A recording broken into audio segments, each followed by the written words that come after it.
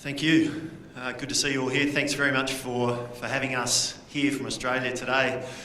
My name's Andrew Logan. I'm, as we heard, the CEO of OneCrop, and I put this photo up here just to remind myself and remind you guys that agriculture at its heart takes place in the field. It takes place where we get our hands dirty, and that's where the solutions have to work, and the things that we do have to be applicable on farm. The farm environment has changed a lot over the last few years, and it's going to continue to change. Some of those changes are going to be quite radical. In fact, in the next 32 years, we're going to have to produce half as much food again as what we do now. Imagine going to each farmer you know and saying, in the next 30 years, you're going to have to produce half as much food again. Not only that, you're going to have to do it with 40% less water. And you won't be able to rely on any of your current methods because essentially they've stopped working. And we've heard that from several presenters already today. Another huge trend that we're going to see over the next little while, and it's been alluded to today already, is this issue of the ocean. That we keep adding plastics to the ocean at such a rate that before we know it, it's going to be polluted beyond recognition. So with agriculture, we have to now produce more with less water, not using any of our existing methods and certainly not relying on plastic. One of the big users of plastic that perhaps a lot of you are unaware of is agricultural plastics. We generally tend to think of bottles and bags and that sort of thing, but agricultural plastics are an enormous contributor to plastic waste globally. China's one of the biggest users. Over the next 5 years, they're going to use around about 2 million tonnes per year of agricultural plastics, and a lot of these end up in landfill, in the ocean, in water. If you want to know what 2 million tonnes of plastic looks like, that's what it looks like on the ground. It's an extraordinary achievement, really, to be able to cover that much land with plastic.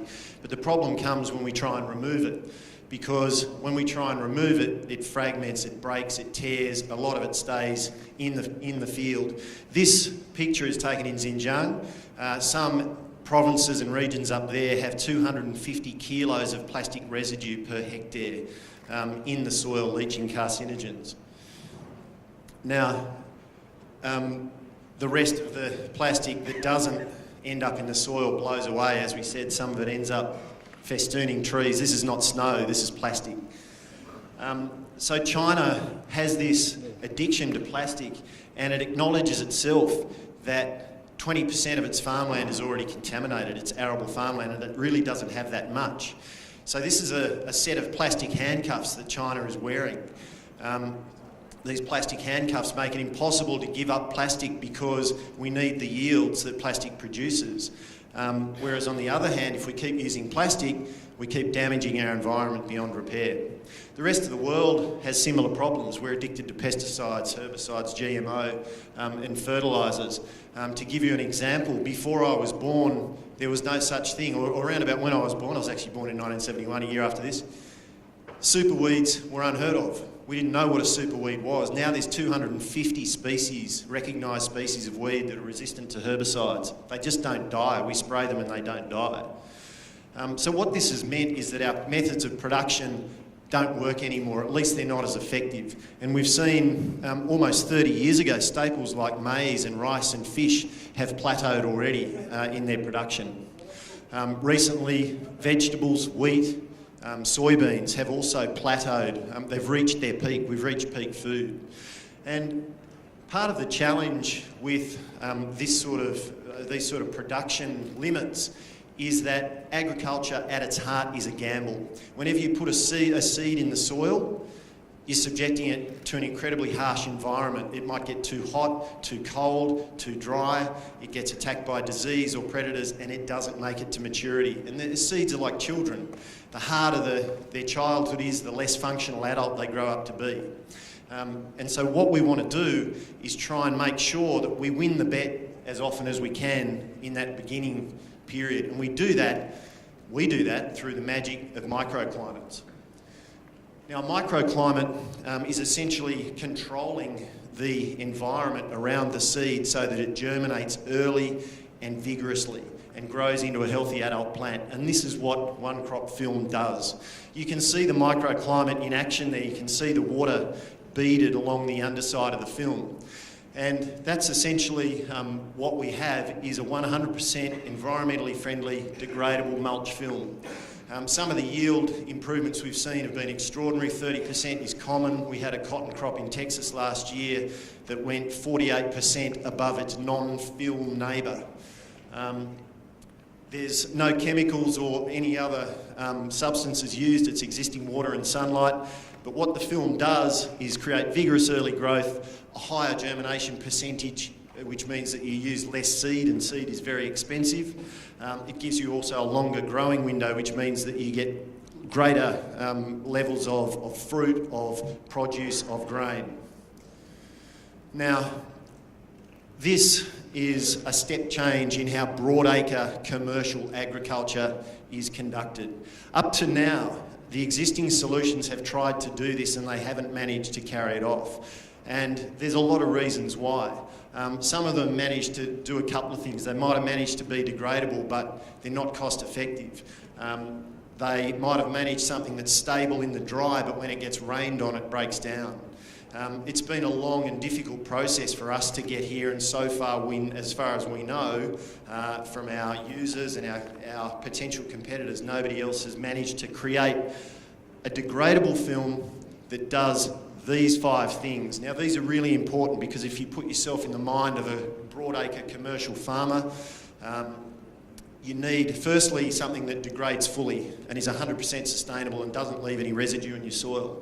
You need something that's stable, so when it gets rained on, it stays in place and continues to do what it needs to do to create the microclimate that it creates. Of course, it's got to be price sensitive and price applicable. And our film is price comparable to plastic, which makes it an ideal substitute for the Chinese problem.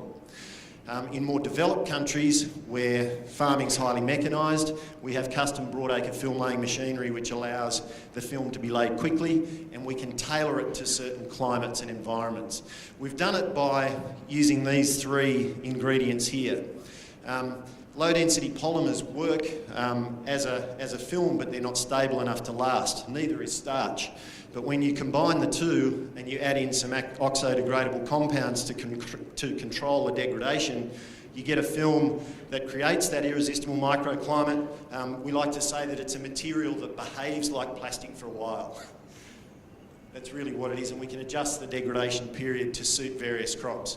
Fortunately for us, it's very similar in manufacture to plastic, so we can use existing machinery with slight modification. It gives us 2 ways to go to market. One, we can produce a pre-mixed resin, which is like a cake mix, which we supply to our vertically integrated clients, and they can produce their own film, or else we produce the film and sell it to farmers either in China using their existing machinery. They don't have to change anything about the way they do, the way they lay film, or in more developed countries they can use the Norseman machinery that we see here. But this is the result.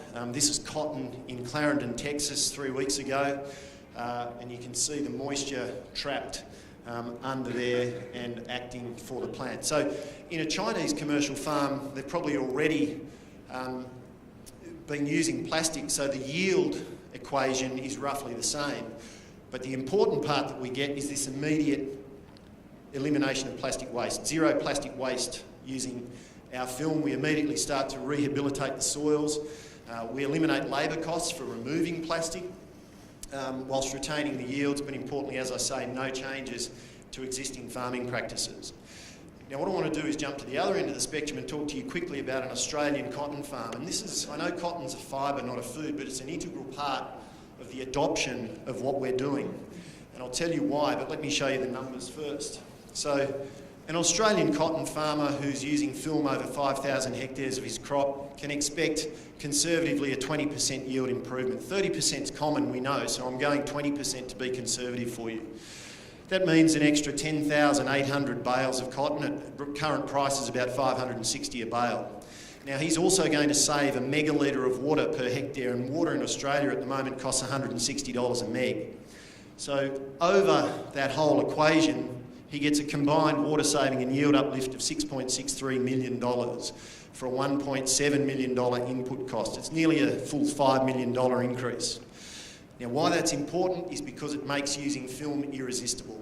And when film becomes irresistible in developed countries that have never used it before, like Australia and the USA, it means that it becomes common. And when it becomes common, production costs drop, it becomes more affordable, more accepted, more people use it, and we uplift yield across a range of crops.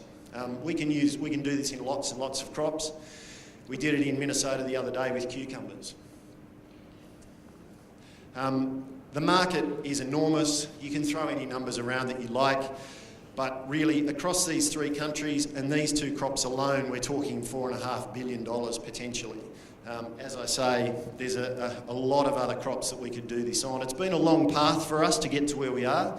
I think the most important things I'd like you to take out of this are that we have commitments of 3,000 and 5,000 hectares in Australia and the USA this year, and in Australia that's 10 times what we had last year.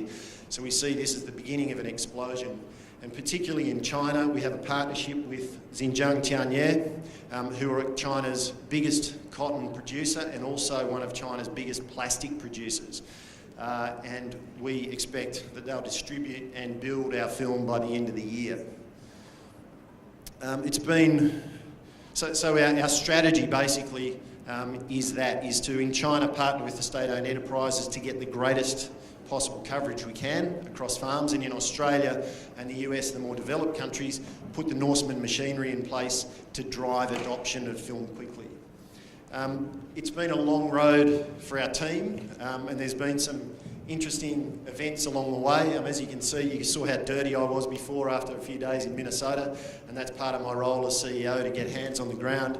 David McGrath, one of our founders, drove over 50,000 kilometres last year in Australia and the US, putting film on the ground. Chris Thomas found himself in -5 temperatures in Xinjiang with his luggage stolen and not even an overcoat. And Rob Challoner has funded the whole thing. So it's been a really joint effort, and we're a tight team. What I would like to finish with is simply to say there's a lot of companies here and we're all going to form part of the solution in one way or another, but I think that we're different. And yes, we save a lot of water. We boost yields incredibly, unlike any other method that's currently available. We totally eliminate that massive plastic pollution problem that we saw, and we've got a global application. But perhaps the most exciting thing that we see about what we do is that we're immediate. It can be done now. When we talk about eliminating the plastic problem, when we talk about boosting yields, which is a global problem, we can do it now. And so what we would ask from you is your support, your endorsement, your investment, because we know that OneCrop films will truly revolutionise global commercial farming. Thank you. Thank you very much, Andrew. Really looks to me